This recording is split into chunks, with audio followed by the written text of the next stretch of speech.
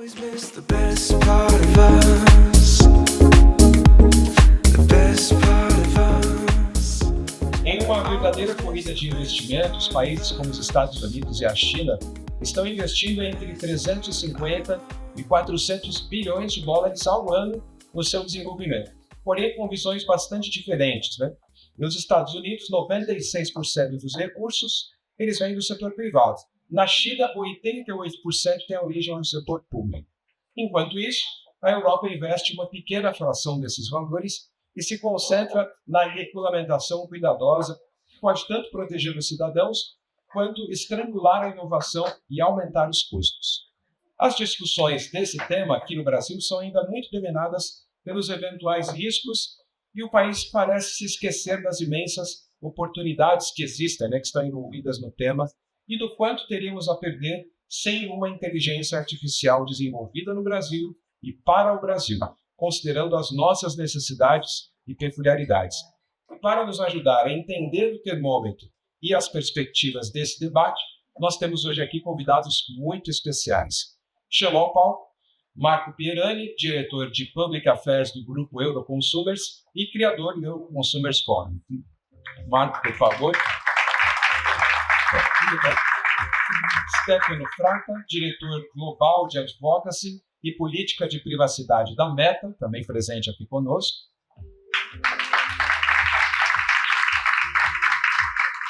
E também o HENRIQUE, diretor executivo da Euroconsumers Brasil e professor da FIA Business School. Ele vai ser o nosso moderador desse painel e ele será realizado em inglês. Muito obrigado.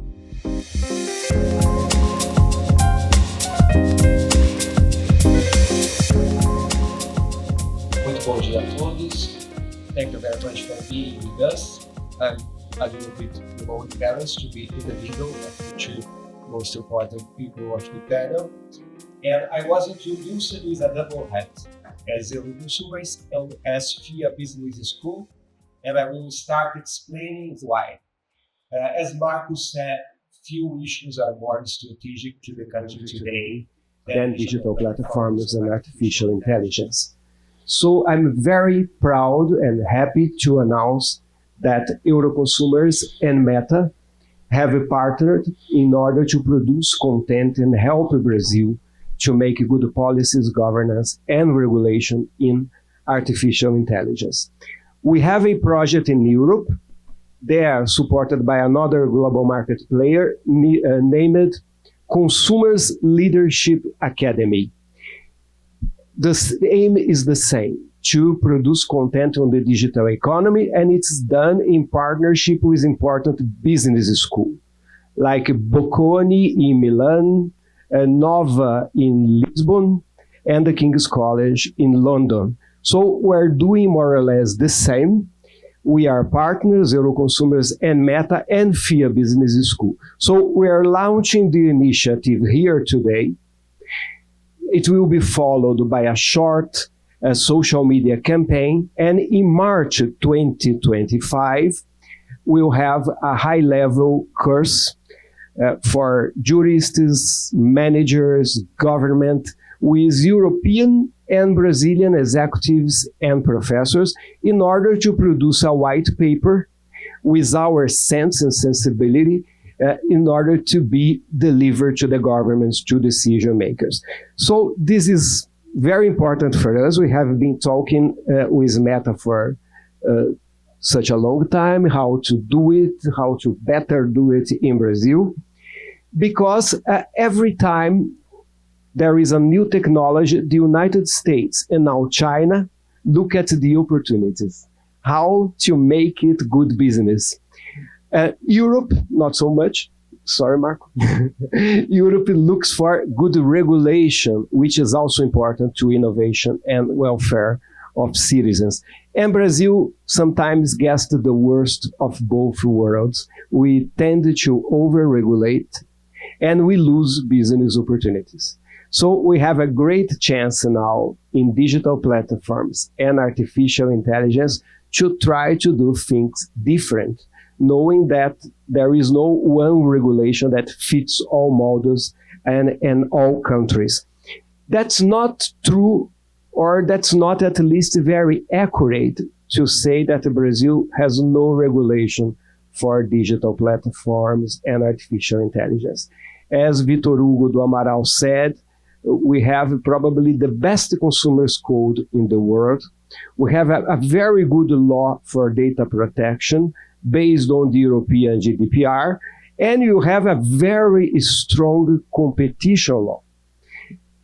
These three instruments are very potent to curb abuses. So what we need with a artificial law, artificial intelligence regulation, is also to focus on opportunities. Before we can regulate artificial intelligence must exist. And we have the bad chance of killing it before its existence if we just copy and paste. So I thank you very much, these two high-level executives who crossed the ocean to be here today for the launch of this project in Brazil. And my first question is for both, and is a general question. How can we, Marco and Stefano, in principle, maximize the benefits of artificial intelligence, preserving, of course, consumers' rights, including privacy and data protection principle and norms? Start with you, Marco. Thank you. And it's a pleasure to be here again in Brazil. I want to congratulate also for the organization of these days. It was very, the debate, for what I can understand, because it's sometimes difficult for me to follow everything in Portuguese, but I believe there is a quality in the debate.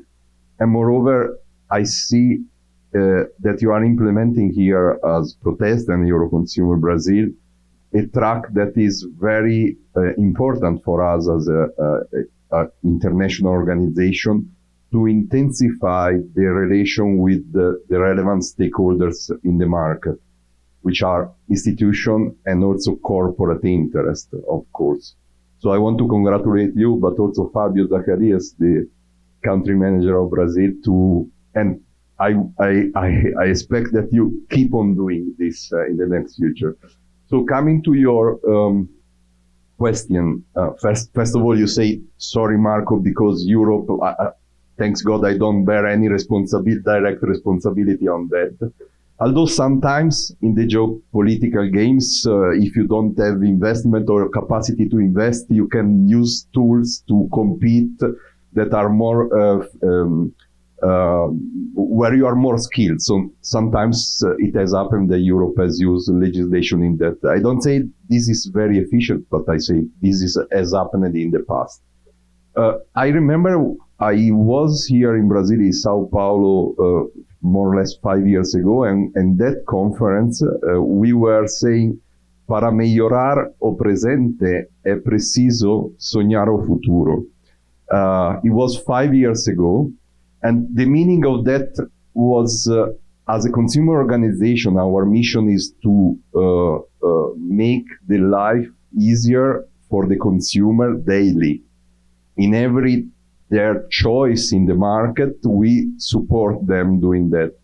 But we have to have an open eye to the future. My impression is that we need to change this because the future now is here. I have the impression that history is really starting to run very fast. And in that sense, the fact that per se legislation is always lagging behind the technological development, and this is by definition, legislation is following, and I'm sorry for the lawyers, but this is nothing against them. I used to be a lawyer, so I'm part of, this is psychologically difficult, but you have to accept you arrive after.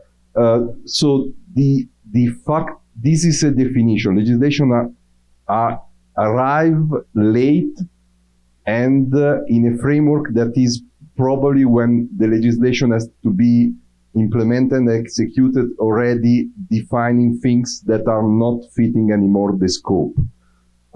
That's why it is important as important as enforcement of legislation, the open dialogue with companies that are relevant for the interest of the consumers. This is key for us. That's why also we are starting this collaboration with Meta here in Brazil. And just to try to answer your question, because I didn't answer, of course, I don't see any contradiction personally between consumer protection and promotion of innovation, because I believe there is real innovation as long as it brings tangible added values to as many consumer or citizens as possible. If this is not the case, this is not real innovation. So I believe the two elements, consumer protection and development of innovation, they should run together. And innovation is not always coming from technology. It comes also, I mean, we have heard, and I was really, it was a really good moment when we heard the history of Pedro Malan and what he did. This was innovation. This helped the life of the country and of many citizens. So I believe we need to change the mindset. It's not protection against innovation. The two things go together. Thank you very much. It seems natural what you say, but probably this is the first time it's said in Brazil that innovation and consumer protection are not incompatible. So this is important. Also about this, I don't bear responsibility. Thank you for your kind words concerning the forum, and thanks for founding the Euroconsumers Forum in Europe and supporting the existence of Euroconsumers Forum in Brazil. It's due to you, and you know that. Stefano, same question, different perspective, or same question, same answer. Good morning, everybody, and thank you for having us here. I think the answer to the question is the same, and I'm gonna try to give you like a little bit of flavor as to why this is so important to end exactly in the point where Marco ended. That is, like, you can have innovation, and in my case, privacy. I do mostly privacy, but I think it's true for almost every sort of regulation at the same time. First, of course, these rights go together. There is a right to innovate. It's actually included in a lot of regional constitution, including also the European Charter, and privacy. They can go together. If you see a number of data protection authorities in the world, not many Europeans though, not yet, but a number of data protection authorities in the world have actually as a duty for the data protection authority to take into account the impact on innovation when they take a decision. And one sign that this narrative is actually landing is the fact that in the new draft bill for the GDPR reform of the United Kingdom is going to get now its own version of the GDPR. The new law makes it very clear that is one of the duty of the data protection authority to carry out precisely this balancing between innovation and privacy. So on one hand, yes, this is the way forward, and I think it's happening, maybe slowly, but it's happening. People are realizing that it's important to keep both the elements into account. But there's another thing that is very important, and I think you were saying that, Henrique, at the very beginning.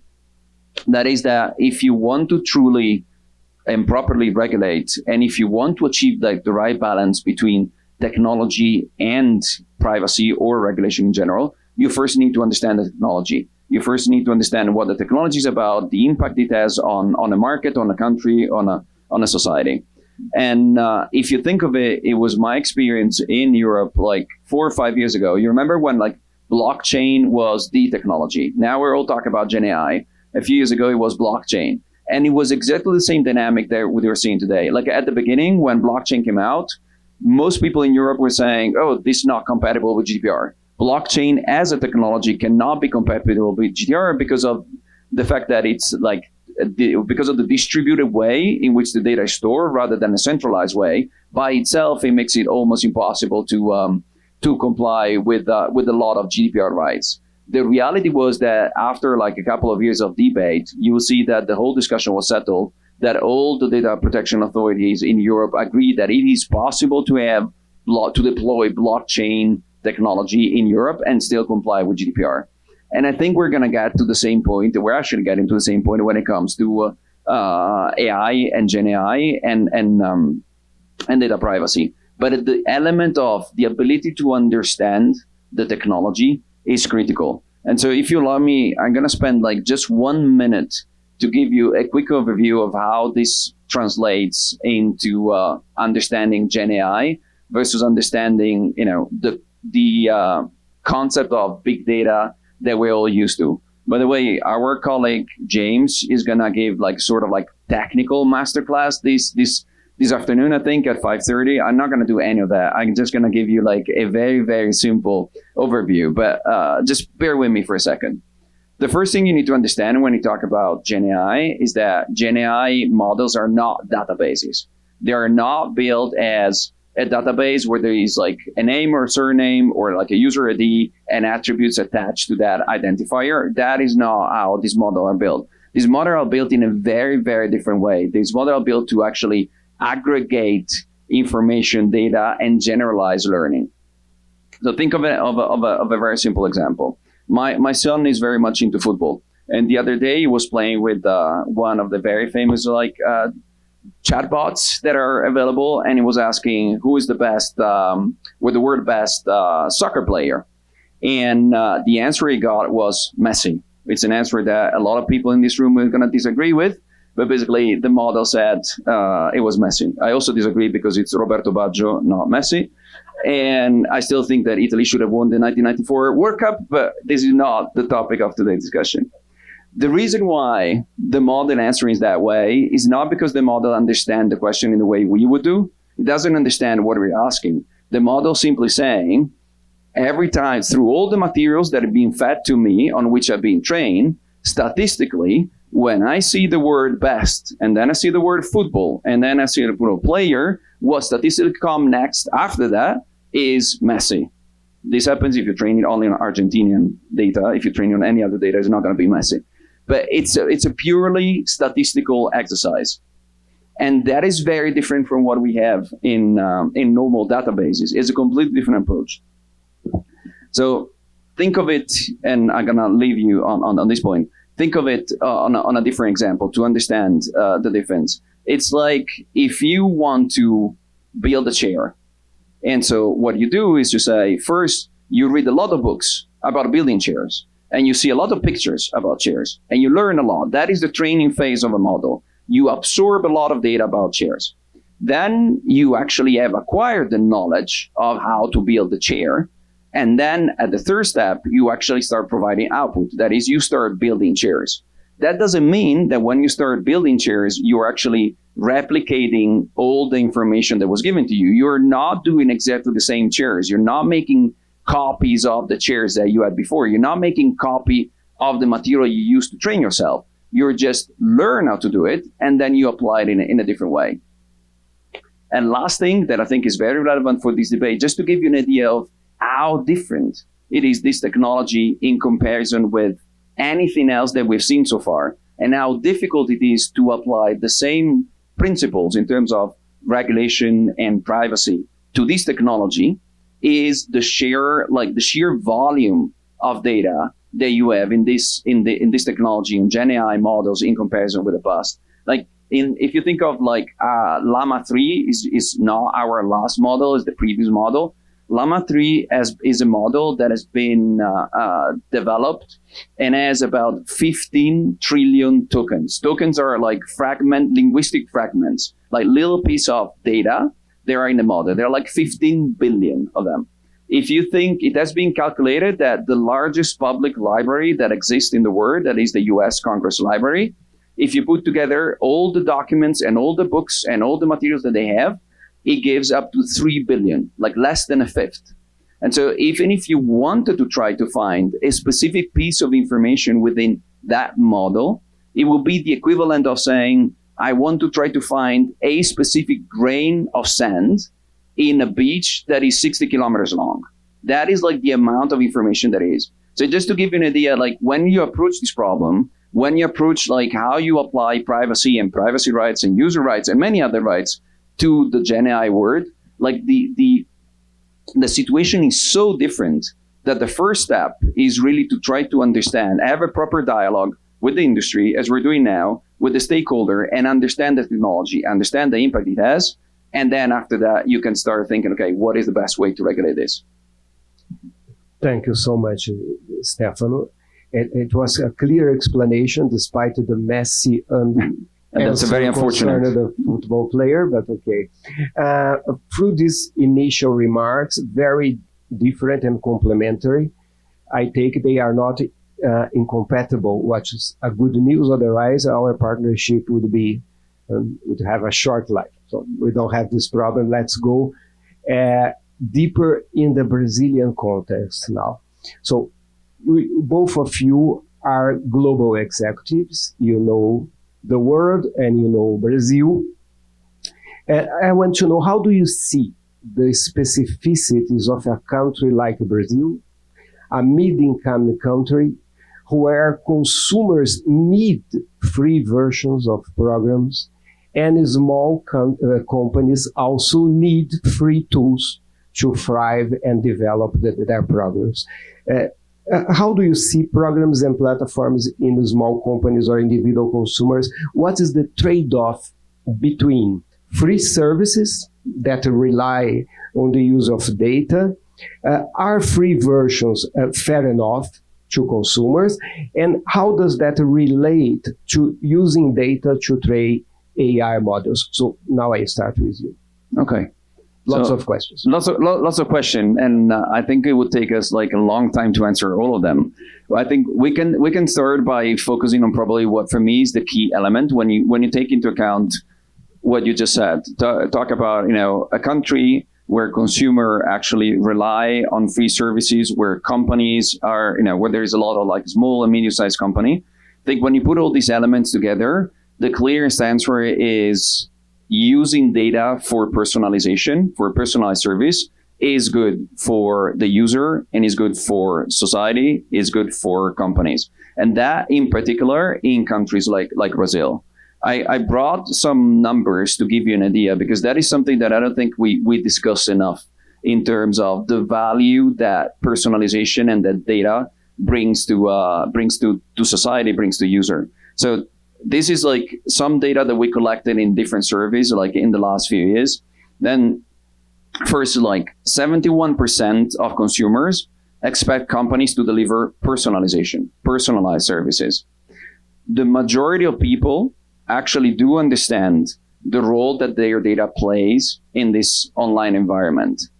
And even more interesting for me is the other set of data that I found that is like, if you were asking, this is where European answer, but I think they're applicable everywhere. Like if you were asking Europeans, 75% of Europeans would choose today's experience of the internet that we have today, over an internet where there would be no personalization, and therefore user would have to pay to access most sites and to access most apps and to get most services.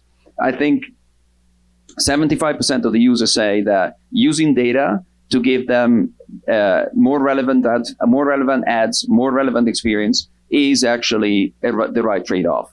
So I think if you look at it from the perspective of the users are getting free services and relevant services if you adopt this sort of like business model.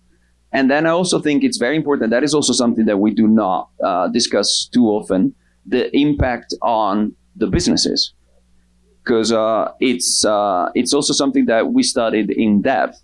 And again, I'm going to give you like a couple of examples. In companies that use meta services like Instagram or Facebook to advertise, in general, every time they spend $1 in advertisement, they get $3.79 in revenue. And even more that, if these ads were not personalized as they are in the way they are now, it is estimated that the advertiser will need to spend between 2 to 3 times the same amount.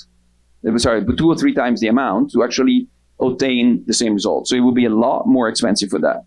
And the last thing that I think this is especially relevant for Brazil, it's very relevant, for instance, for my country, Italy, is the value that it gives to very, very small businesses. Think of Italy, one of the things we love most and we're best at in the world is pasta. Everybody loves Italian pasta. And you wouldn't believe the amount of very, very small Italian companies, somewhere in the south of Italy, that they produce very small, niche, high quality pasta, and they sell most of what they produce to Japan or to China, because on Facebook or on Instagram, they have been able to actually target specific groups of people in Japan that love cuisine, they love Italian cuisine, they love to buy Italian products. And so even very small SMEs can actually reach global audiences through a fraction of the price when they can actually rely on technology that use data to provide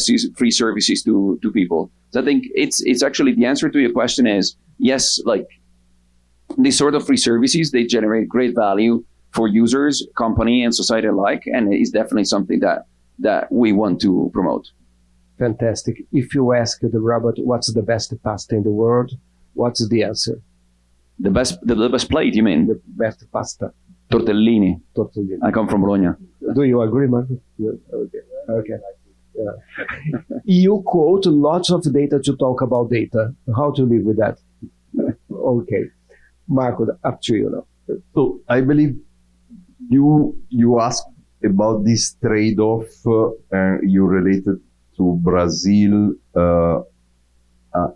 as you define a middle-income country. Okay. So with certain specificities, and I understand the reasoning, and I think in implementing our reflection, we need to take in consideration the country, the behavior of the consumers. Just to say, we started here our organization before the 2000. Fabio, when did we start? In 1990. I don't remember. I don't know. And we try to have an approach typically European. Not that then we change our mind, and we are more and more changing our mind. It's not only economic elements, but also behavioral elements. Behavioral elements on how consumers behave in their consumption activities. So it's key what you're saying. Let's say in general, this trade-off is relevant also in Europe and in all the different jurisdictions of Europe that are not exactly copy-paste because they are different one each other. In 2017, we published a position paper that was named "My Data is Mine." This then had a development. Today we gave today an award in a web summit in Lisbon, and this I think the fifth year that we do name "My Data is Mine" award to young legal researcher, focusing their legal analysis on the trade-off between privacy as a fundamental right and the economic value of data. When we published this document in 2017, the traditional consumer and the most conservative consumer advocates and privacy advocates, they didn't like so much this debate. I believe we should, and then some years passed.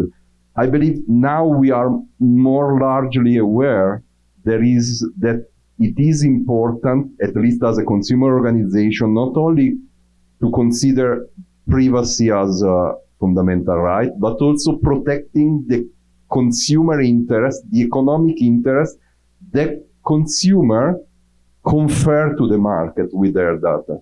So I believe here we are not speaking about the trade-off. So sorry if I challenge always your question, Enrique. Okay. But it's more a fair deal that we need to look for.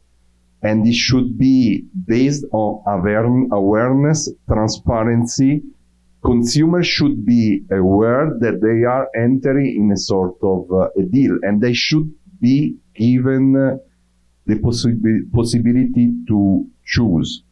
There is a sort of synallagmatic relation between these two things, because we keep on conferring our data to businesses that can leverage on that. And this is good for market and society, but it should be based on an approach on a not considering consumer as a passive element of the market, but consumer as a positive and active element of the market. Thank you. We have said over and over again that we consider consumer as a rational market player, because sometimes in behavior economics, etc., you see consumers don't know what's best to them, they are not informed, etc. This is not true. In the case, for instance, the right to repair, Brazilian consumers don't know what it is, so we need to inform, but we don't need to judge and say what people must do. And I think in Brazil, most consumers organizations don't like consumption. In fact, they hate consumption. They don't only inform and leave consumers free to make decisions. They say, this is bad for you, you should not buy. There are lots of sugar, you should take it off of your diet. And this is not my role. It's not our role. We must inform and inspire best decisions. So in the case of DMA, DSA, just to go to the point, there is a clear trade-off in terms of prices. In order to guarantee more protection to consumers, the European legislation admits that prices can rise. And this does not seem to be a problem for Europe for two reasons. Consumers are more self-protective. They don't want to share their data, and they can buy and contribute and spend more money. They don't need as much as free versions as we do here. So here we need to inform consumers, but we cannot assume that products can be more expensive just because we are a middle income country. So maybe we could develop a little bit on that. I think it would need more time. I believe reading also the decision of the Data Protection Authority recently here in Brazil, I believe there can be a track on considering legitimate interest as a basis for data processing in AI training. Consider your consideration at the beginning, what is the country and so on and so forth, provided that there are some conditions, for example, a legitimate interest analysis robust run by the DPA with the public consultation run considering also the reaction of civil society and the stakeholders. I think the second element, I think, resonates with what Stefano was saying before. I believe it's key that we are considering a requirement of open source AI model. This not only for transparency reason, but also to build on it, leaving the market the possibility to build on it. And this is a huge market. So I believe, of course, I watch it from consumer perspective, but this is also beneficial to small and middle enterprises. So this, if I was a regulator here or a politician, I would really definitely go for it. And then coming back to my field, I think, of course, we need to give a robust and accessible, clearly accessible right to opt out to the consumers, and exclusion of sensitive data from this this loop, as well as minor data. And to finish, I believe, of course, I go by principle because then this is just principle to discuss, let's say, but also implementation of privacy preserving technologies like data minimization and such kind of things. Thank you, Marco. You mentioned the DPAs, data protection authorities, and they don't agree all the time. So we have different decisions. In Brazil, we have a joke that different courts have different decisions, and the Supreme Court has the right to make the last mistake. So with data protection, it can happen the same. So I would ask Stefano, how fragmented interpretation of the GDPR has been by various DPAs in Europe affected European market and beyond, or can even affect the Brazilian market? Yeah, I mean, very much. And I think it's actually fragmentation is a good word to explain a little bit the situation that we have in Europe. We have, if you think of it, like Europe has a nice AI strategy. He has a lot of AI ambition. He actually has a good number of AI players, even in the market for foundation models. You have, a good European presence. So it has like the good elements of the strategy, but it is failing at the moment on two levels of fragmentation. The first one that I want to cover quickly, just to give you an idea, is fragmentation in terms of digital legislation or regulation that the European Union has adopted in the last couple of years that they're just about entering into force now, and then nobody knows how to deal with them. That is like, if you think of it, we were talking about DMA, DSA, and probably a lot of you have heard about that. But at the same time, these are just the point of the iceberg. We have a Data Governance Act. We have a Data Act. We have the UAI Act. And all this legislation is being passed at the same time to cover the whole digital ecosystem, is entering into force now. And European companies are just starting right now to say, how do we deal with that?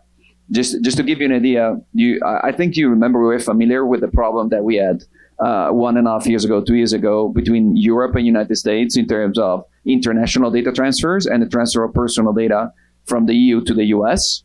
Now, this new legislation, the Data Act, introduced provision about international data transfer of non-personal data. So data that is not personal, data that is industrial, like how much water is used by a given by a manufacturing plant, how much electricity is going through that. Like, there are new rules that would apply to exporting non-personal data out of the EU. That is the sort of complexity that this new trend of generating like digital ecosystem is creating for Europe. That is the first level of fragmentation. And the second level of fragmentation is the one that HENRIQUE was referring to about. That is the fragmentation we have in Europe when it comes to the interpretation of the GDPR. Because in Europe, we have what we call the one-stop shop. That means that companies that are like established in one country, be Italy, France, or Germany, or Ireland, are governed by the data protection authority of that country. And then all the data protection authority get together to take the big decision about how to implement these decisions in a coherent way across the 27 member states.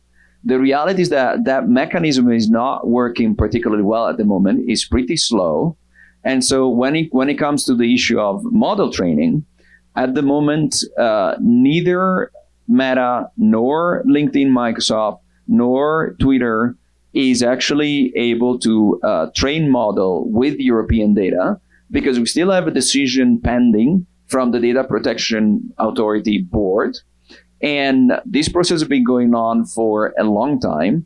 And the reason is there are so many players involved in it. Imagine that you have in Europe 27 member states, so there are 27 authorities, plus there is another European authority called EDPS that makes it 28. Plus you have Norway, Switzerland, and Iceland that are part of the discussion, even are not member of the European Union, that makes it 31. And then on top of it, Germany doesn't have one authority, they have 17 authorities because it's a federal state. And so each one of the Länder, the state, has its own authority, and they need to get it together to make a decision that then is going to be an input to the decision of the DPP. This is creating enormous delay in Europe for the implementation of the GDPR. And again, I would like to go back to one of the points that I was making before. Every time that you hear things are not going particularly well in Europe, or certain products are not launched in Europe that are launched in other region, it has to do with the interpretation of the law.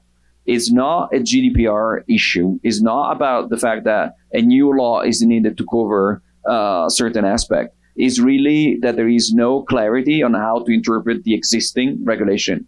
And I think the evidence of that, if you want, is the fact that the same issue, like training model with European data, has been cleared in the United Kingdom by the ICO, the Data Protection Authority of the United Kingdom, within a few weeks.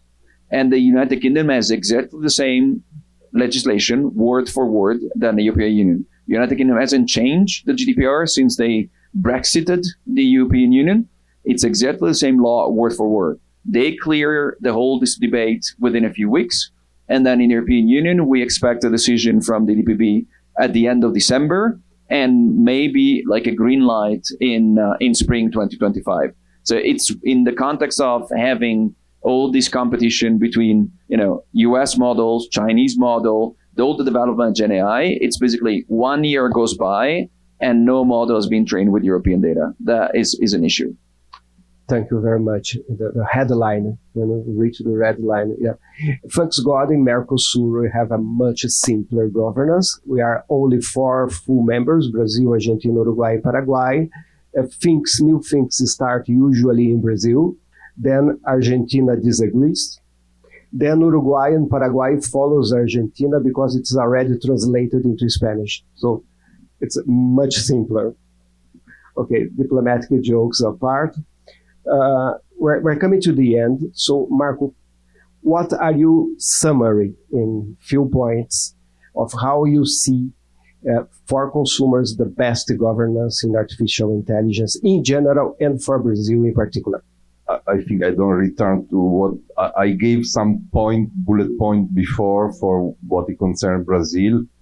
More in general, I believe we need to, and this I agree with what Stefano said about the situation that is lagging behind in terms of time of development. There is complexity, and we are working from different perspectives to simplify.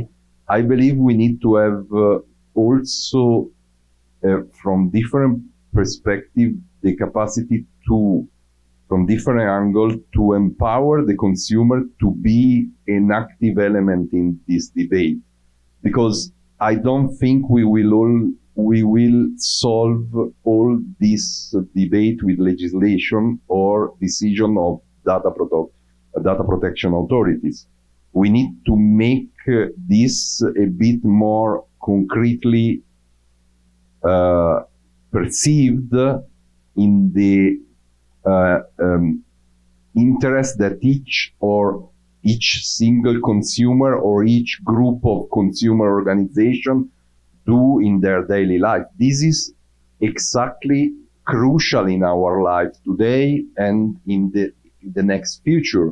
So I believe we need to engage consumers, citizens, in having a clear perspective of what we are speaking about. So also in the project we are going to run here in Brazil together, I believe that training of people and debate, and also open debate, because there are also possible things we could agree to disagree, is important in order to make it a little bit more large and not left to only few key person without a larger share of what we are speaking about. What we are speaking about is the market of the future and the life of the people in the future. That's what we are speaking about. So it's crucial to be aware, not only the DPA, but also ourselves. Thank you, Marco. Final considerations, Stefano? I would just say this, follow up with what Marco just said. This debate is crucial for society, for us as a company. It's clearly, it's one of the priority of Meta. Actually, I would also like to say, when Marco before was mentioning, the treatment of open source model as model that should be somehow favored or looked upon favorably because they give back to society, Meta is the largest open source model in comparison with other companies that have closed models. So I think all these issues really deserve debate. All these issues are critical for us as a company and for society and for consumer. And so I think the best thing that we can do is really to continue this discussion and understand the technology and educate about the technology and learn about the technology and the impact it can have. So thank you for the opportunity today. Thank you very much to both of you. And also I want to thank the Public Affairs Department of Euroconsumers Brasil and the Public Affairs Department of Meta. We have been working very intensively lately, and we have a lot of work to do in the next months so that we reach in April Web Summit in Rio de Janeiro with good news in terms of lots of new and important contents for governance in Brazil. Thank you very much.